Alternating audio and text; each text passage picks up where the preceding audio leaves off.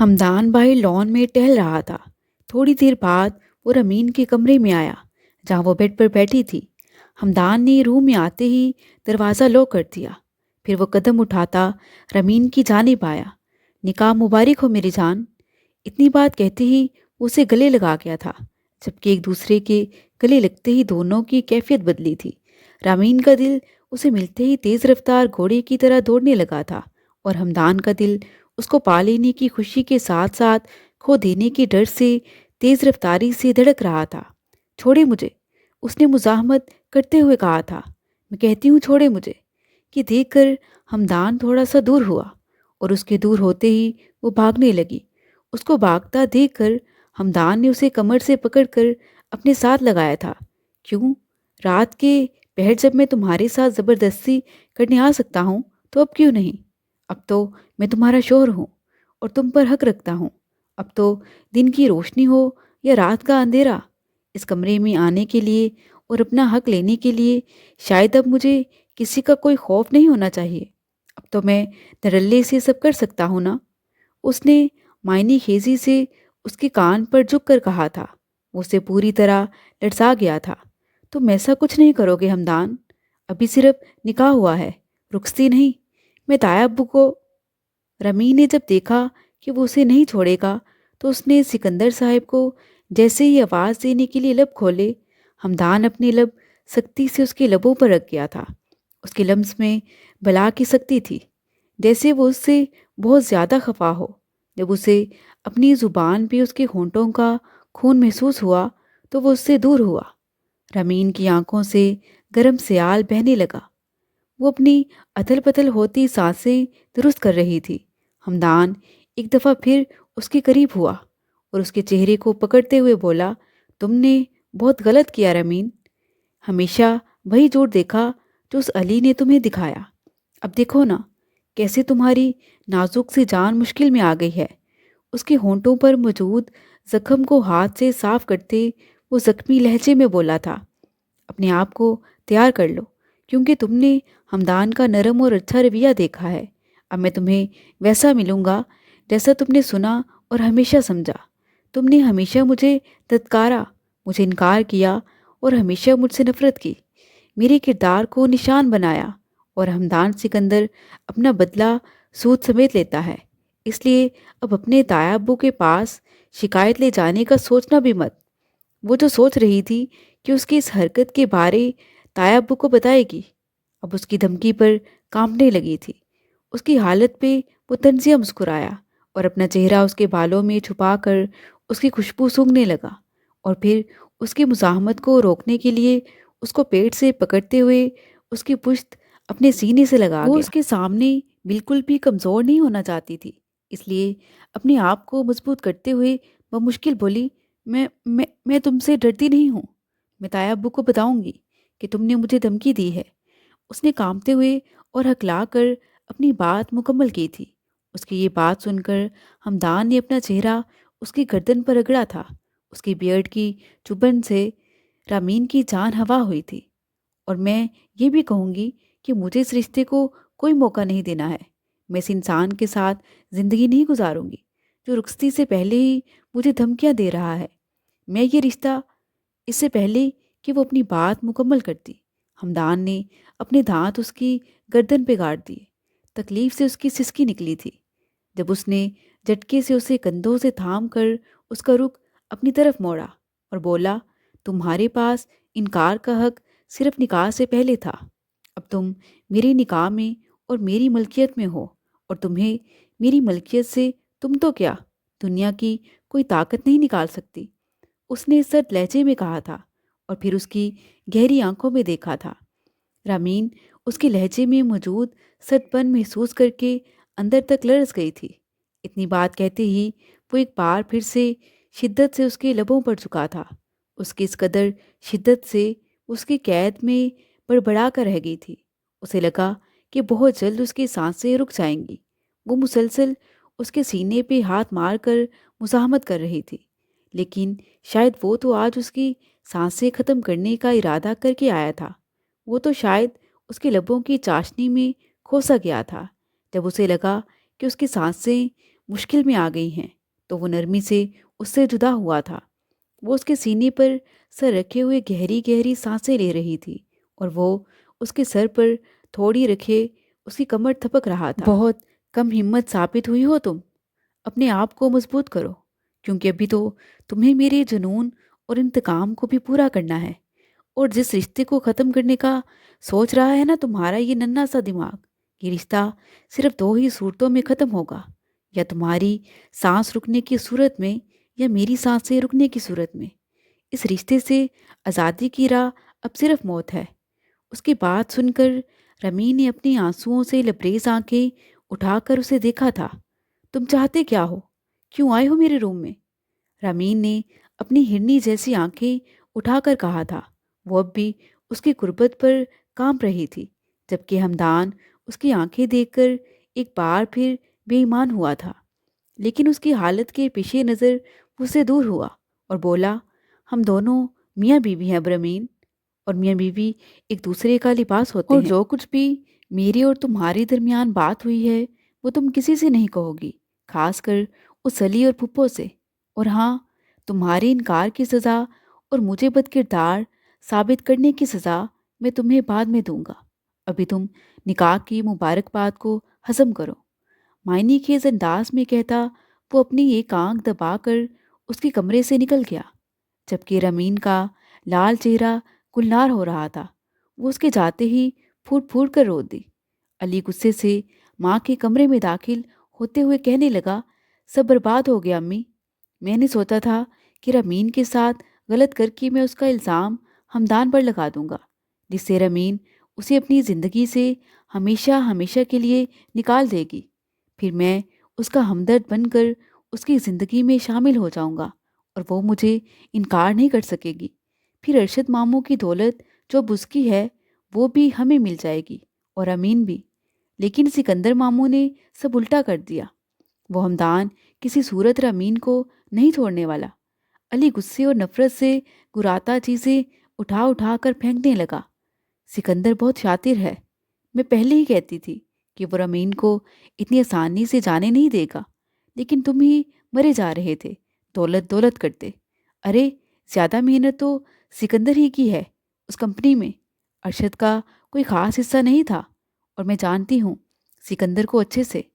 اسے رمین کی دولت سے کوئی غرض نہیں، لاکھوں روپے تو وہ یوں ہی رمین پر خرچ کر دیتا ہے۔ اسے رمین سے واقعی سگی بیٹی جیسی محبت ہے، وہ نہیں جانے دیتا اسے۔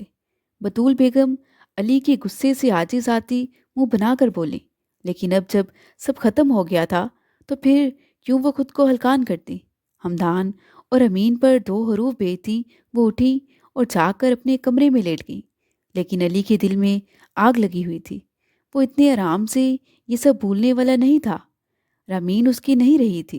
اگلے دن رمین ناشتہ کیے بغیر صبح جلدی ہی کالج کے لیے نکل گئی، جیسا کہ ابھی ہمدان اور رمین کی رخصتی نہیں ہوئی تھی۔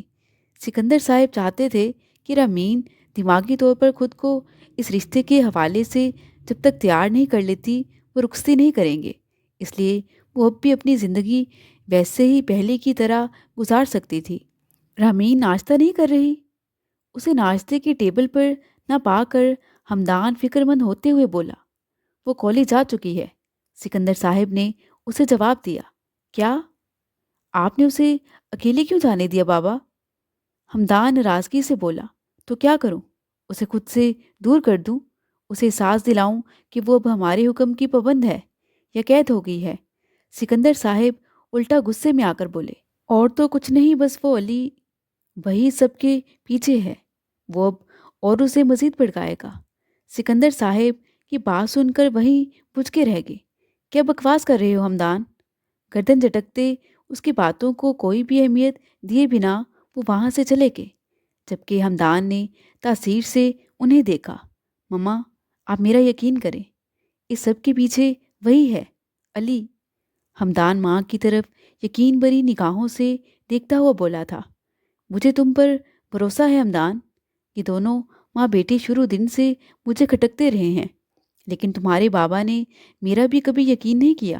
خیر، رمین ابھی بچی ہے، ناسمجھ ہے، اور تمہارا فرض بنتا ہے اس کی حفاظت کرنا۔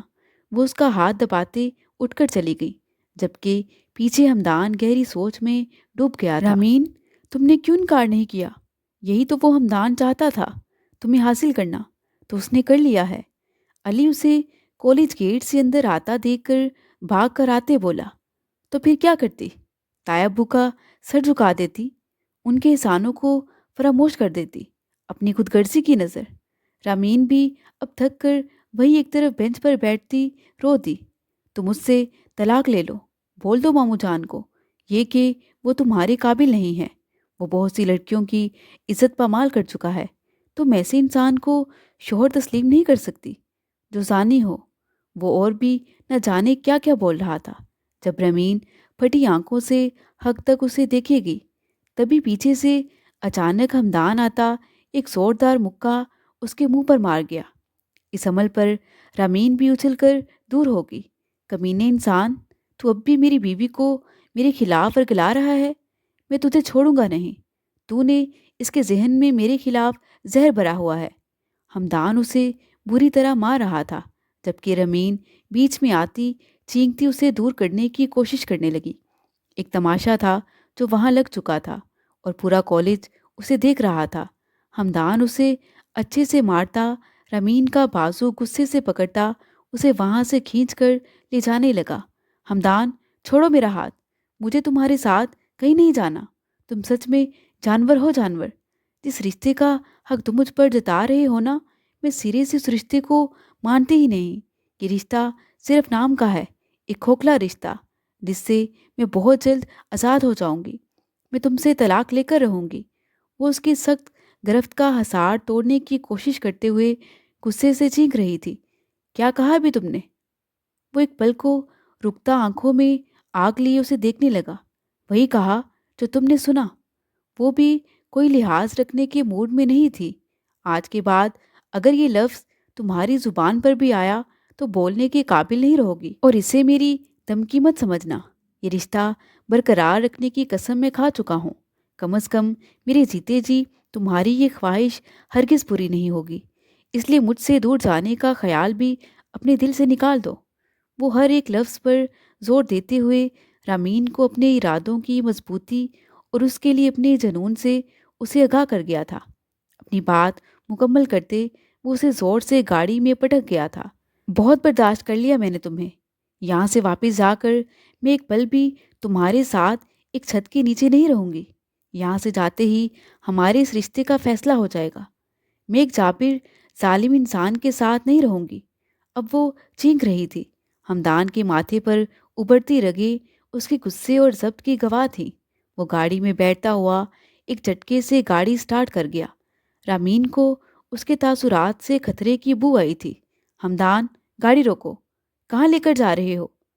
رامین کانپتی آواز میں بولی۔ یہاں سے جا کر اس رشتے کا فیصلہ کرنا چاہتی ہو نا؟ میری اور اپنی راہ الگ کرنا چاہتی ہو تو ٹھیک ہے، میں بھی دیکھتا ہوں تم کیسے خود کو مجھ سے جدا کرتی ہو۔ اس دن تم نے ہی مجھ پر الزام لگایا تھا نا کہ میں نے تمہارے وجود پر اپنے نام کی مہر لگا کر تمہاری ساری راہیں مفلوج کر دی ہیں۔ اس دن تو میں نے کچھ نہیں کیا تھا، لیکن آج وہ سب کروں گا۔ جس رشتے کو تم تسلیم نہیں کر رہی ہو، آج اس رشتے کی حقیقت واضح کروں گا تم پر۔ تم سے اپنے تمام تر حقوق وصول کروں گا تاکہ دوبارہ تم اتنے دھڑلے سے جدائی کا مطالبہ نہیں کر پاؤ گی۔ بہت برداشت کر لیا، لیکن اب نہیں۔ ہمدان کا کہا گیا ایک ایک لفظ گویا رامین کی جان نکال گیا تھا۔ نہیں، تم ایسا نہیں کر سکتے میرے ساتھ۔ اگر اسے معلوم ہوتا کہ غصے کے عالم میں کہے گئے اس کے الفاظ صورتحال کو اس قدر سنگین بنا دیں گے تو وہ بولنے سے پہلے 1000 بار سوچتی، لیکن اب وقت گزر چکا تھا۔ ہمدان بنا اس کی ایک بھی سنے اسے اپنے فارم ہاؤس لے آیا، جہاں اس کے اور امین کے علاوہ کوئی نہیں تھا۔ بڑے سے فارم ہاؤس کے اندر لاتا وہ ایک روم میں اسے لے آیا جہاں تمام فرنیچر اور ضروریات کی چیزیں موجود تھیں۔ ہمدان اسے دھکا دیتا ہی بیڈ پر گرا چکا تھا۔ اس نے اپنے بچاؤ کا کوئی طریقہ تلاشنا چاہا، لیکن وہ بے بس رہی۔ چھوڑو مجھے، جنگلی انسان، دور ہو مجھ سے۔ رامین نے روتے تڑپتے ہوئے مزاحمت کرنا چاہی، لیکن ہمدان غصے سے اس کے دونوں ہاتھوں کو قابو میں کرتے ہوئے اس کے وجود پر قابض ہوتا اسے بے بس کر چکا تھا۔ راہ فرار نہ پا کر وہ آنکھیں بند کیے گڑ گڑائی تھی۔ اس نے اس کی گردن کے گرد لپٹے اسٹالر کو نکالتے ہوئے اس کے چہرے کو دیکھا، جہاں بے بسی رقم تھی، کانپتے ہونٹ، لرزتی پلکیں اور پلکوں کی باڑ پھیلا کر کمپٹی سے ہوتے ہوئے بالوں میں جذب ہوتے آنسو۔ میں اگر چاہوں تو ایک پل میں تمہیں زیر کر کے تمہاری ساری اکڑ توڑ سکتا ہوں، تمہارے غرور کو پاش پاش کر سکتا ہوں، اور اس وقت یہاں ایسا کوئی نہیں ہے جو مجھے یہ سب کرنے سے روک سکے یا تمہیں مجھ سے بچا سکے۔ تم جیسے ضدی لوگوں کو ٹھیک کرنا مجھے بخوبی آتا ہے، لیکن میں زور زبردستی نہیں کرنا چاہتا۔ ہر طرح سے تم سے طاقتور ہونے کے باوجود میں تمہارے ساتھ نرمی سے پیش آ رہا ہوں۔ اس کے پیچھے صرف یہی وجہ ہے کہ مجھے عورت کی عزت کرنا آتی ہے، چاہے وہ جس روپ میں بھی ہو، اور تم تو پھر میری محبت ہو۔ تمہیں ہرا کر میں کبھی نہیں جیت سکتا، بلکہ تمہاری ہار مجھے زیادہ اذیت دے گی۔ اس لیے میں تمہارے ساتھ کبھی بھی کسی بھی قسم کی زور زبردستی روا نہیں رکھنا چاہتا۔ اپنے نفس پر قابو رکھنا آتا ہے مجھے، لیکن ایک بات یاد رکھنا، محبت میں کمپرومائز کرنا منظور ہے، انتظار کرنا منظور ہے، لیکن عزت کے معاملے میں کوئی کمپرومائز نہیں۔ اس لیے آج آخری بار کہہ رہا ہوں، مجھ سے بات کرتے ہوئے آئندہ تمیز کے دائرے میں رہنا، اپنا لہجہ دھیما رکھنا، اور جدائی کا خیال تو اپنے دل و دماغ میں غلطی سے بھی مت لانا، ورنہ دوبارہ یہ آنسو مجھے روکنے کی کوشش میں کارگر ثابت نہیں ہو سکیں گے۔ اپنی بات مکمل کرتا ہوا ایک نگاہ اس کے چہرے پر ڈالے، وہ بغیر اسے اپنی گرفت سے آزاد کرتا اٹھا، جبکہ وہ اپنے حواس یکجا کرنے کی کوشش کرتے ہوئے چہرہ ہاتھوں میں چھپاتی ہچکیوں سے رونے لگی تھی۔ جب ہمدان اسے ایک چادر اڑا گیا جسے دیکھ کر وہ حیران رہ گئی تھی۔ میرا رب جانتا ہے میں نے تمہیں کبھی غلط نگاہ سے نہیں دیکھا، اس رات بھی میں نہیں تھا۔ سوچو رمین، اگر میرا کردار، میرا ضمیر اتنا ہی میلا ہوتا تو کیا میں اس رات وہ سب کرتا؟ اس سے پہلے بہت سے ایسے موقع آئے، لیکن کبھی میں نے ایسا کچھ کیا؟ میں تو تنہائی میں تم سے بات کرنے سے بھی ڈرتا رہا۔ مجھے تمہاری عزت خود سے بڑھ کر عزیز تھی۔ ہمدان کے لفظوں کا اثر رمین کے دل پر گہرائی سے ہونے لگا۔ اسے یاد آیا کہ اکثر علی تنہائی میں اس کا ہاتھ پکڑنے، ہمدردی میں اسے قریب کرنے کے بہانے ڈھونڈتا تھا۔ تبھی تو اس سے اتنی انڈرسٹینڈنگ کے باوجود اس کے ساتھ تنہائی میں وہ ایک بے چینی سی محسوس کرتی تھی۔ لیکن ہمدان نکاح سے پہلے تک کبھی اکیلے اس کے کمرے میں بھی نہیں آیا تھا۔ اس کی نظروں میں اس کا برا کردار بھی علی کی باتوں سے ہی مشکوک ثابت ہوا تھا۔ اس نے خود کبھی ایسی کوئی چیز نہیں دیکھی تھی جو اس کو بد کردار ثابت کرتی۔ وہ بے تحاشا رو دی۔ آج وہ سوچنے پر مجبور ہو گئی تھی کہ اگر ہمدان ویسا ہوتا تو آج یہ موقع، تنہائی اور ان کے بیچ کا مضبوط رشتہ اس کے لیے کافی تھا۔ آج ہمدان کو رمین کے ساتھ وہ سب کرنے میں جو وہ اسے سمجھتی آئی تھی، وہ اسے روکنے کا حق بھی نہیں رکھتی تھی۔ ہمدان چلا گیا تب وہ بھی چادر اوڑھے اس کے ساتھ آتی گاڑی میں بیٹھی۔ ہمدان سیدھا اسے بطول بیگم کے گھر لے آیا تھا۔ اب وہ حیران ہوتی ہمدان کو دیکھنے لگی۔ وہ رمین کو چپ کرواتا اندر لے آیا۔ ہائے ہائے ہمدان، تیرا بیڑا غرق ہو، میرے بچے کو کتنا مارا ہے۔ بطول بیگم دہائیاں دیتی علی کے زخموں پر مرہم لگا رہی تھی۔ امی، اس ہمدان کو میں چھوڑوں گا نہیں، اس نے رمین کو مجھ سے چھینا ہے، الٹا میری یہ حالت کی۔ وہ درد سے تڑپتا ہوا بولا، دفع کر اس رمین کو۔ ارے میں کہتی ہوں، دنیا بھری پڑی ہے امیر خوبصورت لڑکیوں سے، تو اس رمین کے پیچھے کیوں پڑا ہے؟ وہ اب اس بے لحاظ سے نکاح کر چکی ہے۔ بطول بیگم دانت پیس کر بولی۔ رمین ان کی یہ حقیقت اپنی آنکھوں سے دیکھتی اور کانوں سے ساری باتیں سنتی سامنے چلی آئی۔ واہ پھپھو واہ، پھپھو کیا خوب کھیل کھیلا ہے آپ دونوں نے مل کر، میری نازک جذبات کا ایسا استعمال کیا، آپ کو شرم نہیں آئی؟ آنکھوں سے آنسو بے دردی سے پونچھتی وہ چلائی تھی۔ ارے رمین بیٹا، بطول بیگم سٹپٹائی تھی اسے اچانک دیکھ کر۔ مت بولے مجھے بیٹا، وہ اب سختی سے لب بیچتی بولی۔ رمین، یہ گھٹیا ہمدان تمہیں ہمارے خلاف بھڑکا کر لایا ہے نا؟ علی آگے بڑھا ہی تھا کہ رامین کے زوردار تھپڑ رسید کرنے پر وہ حیران ہوتا اپنے قدم پیچھے کر گیا۔ آئندہ میرے شوہر کے خلاف ایک لفظ بھی کہا تو میں تمہاری جان لے لوں گی۔ آنکھوں میں آنسو لیے وہ ہمدان کا ہاتھ پکڑ کر کھینچتی وہاں سے چلی گئی۔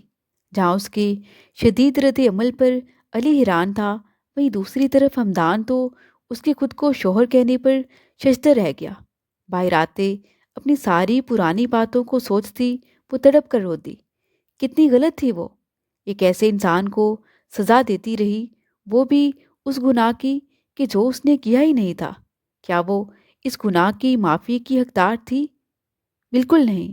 شاید اس کی جگہ وہ خود ہوتی تو اپنے کردار پر انگلی اٹھانے والے کو کبھی معاف نہ کرتی۔